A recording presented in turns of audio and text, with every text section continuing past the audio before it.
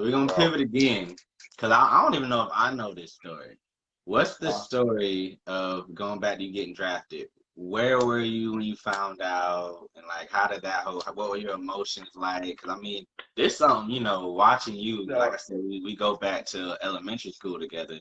I would see times when we all playing basketball and you throwing the baseball with your dad, or times like I'm like, hey, come down and play the game. You're like, I will after I get done throwing a baseball with my dad. You know what I mean? So you really invested. Like I got to see firsthand what goes into, making a professional athlete. So, basically tell that story, like where you were, how you felt.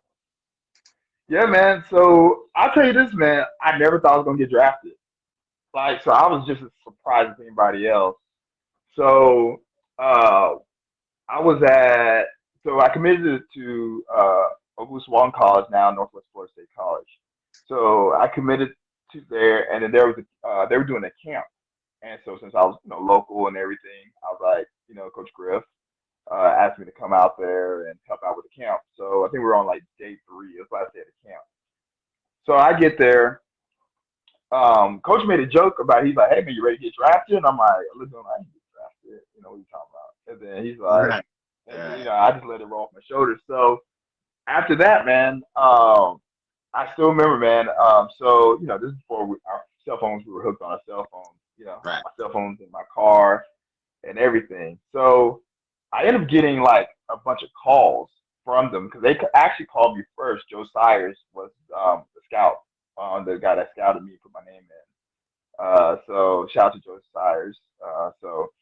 But he's the one that he's the one that called me. So I didn't have my phone on me; it was in the car. So I'm in the outfield and stuff like that. And Coach Griff was like, hey, he's like, AB, come here.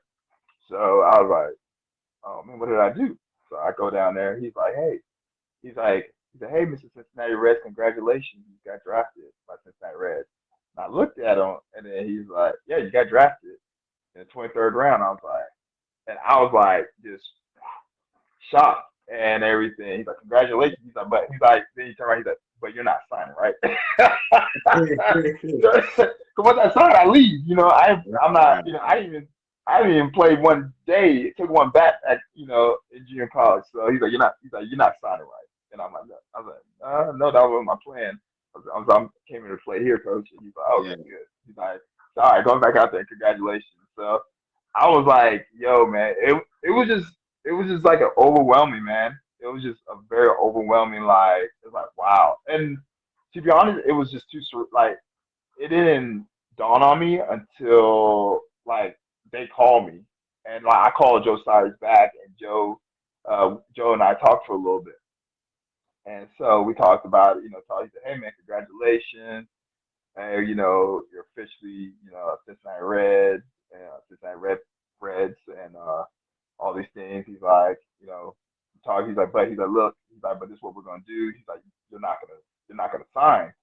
I was like, nah, I didn't plan on it. He's like, that's fine. He's like, we don't want you to sign. He's like, they do a thing now called draft and follow, which they don't do anymore now. So, but yeah, he's like, you're gonna go to junior college, get better, and then I'm gonna come watch you, evaluate you, and stuff like that. So it was great, man. I mean, I wish I was with my parents when it happened and stuff like that, celebrate and stuff like that. But my dad was at work. He said he got calls.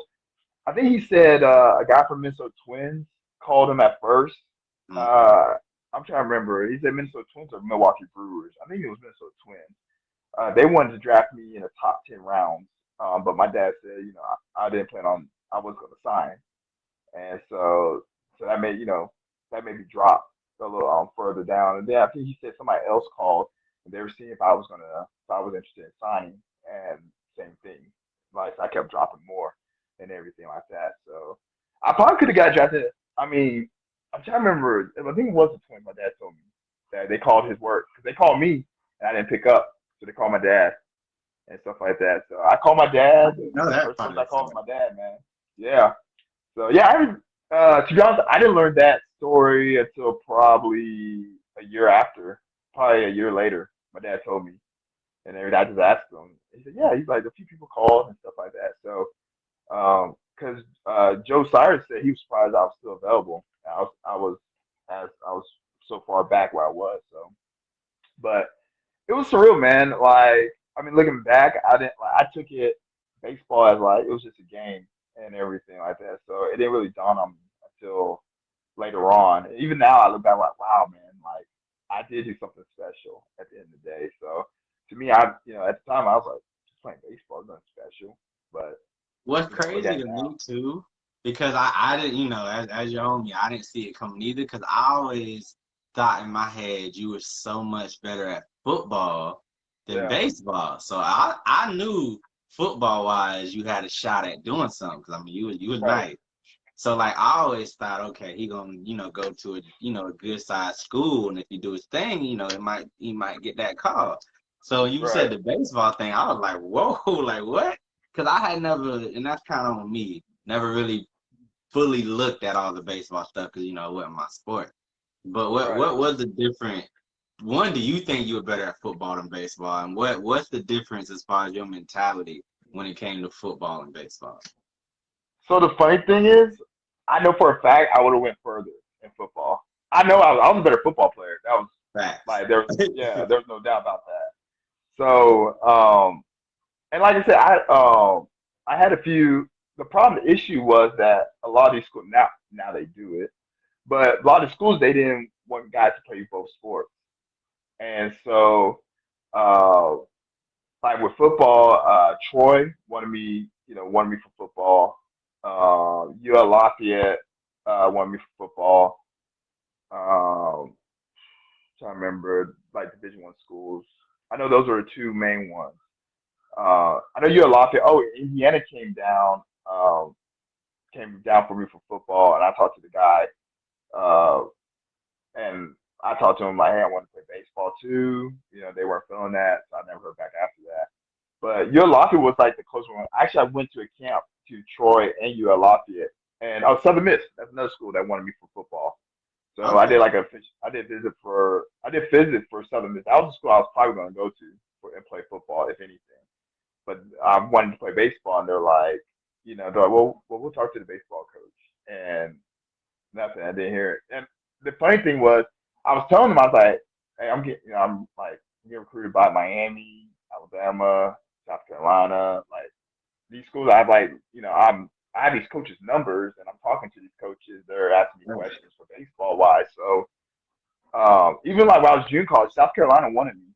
So for baseball, and because one of my teammates ended up signing with the Braves, so they were short of a guy. They needed a guy like, yo, we need another outfielder. So they reached out and everything. Clemson for baseball too. So Florida, UF. So I was considering University of Florida for baseball, man.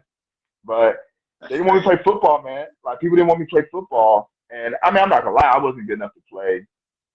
I wasn't, University of Florida football player. But I could Right. have played mid tier. I could have played football at Troy or Lafayette or Southern Miss.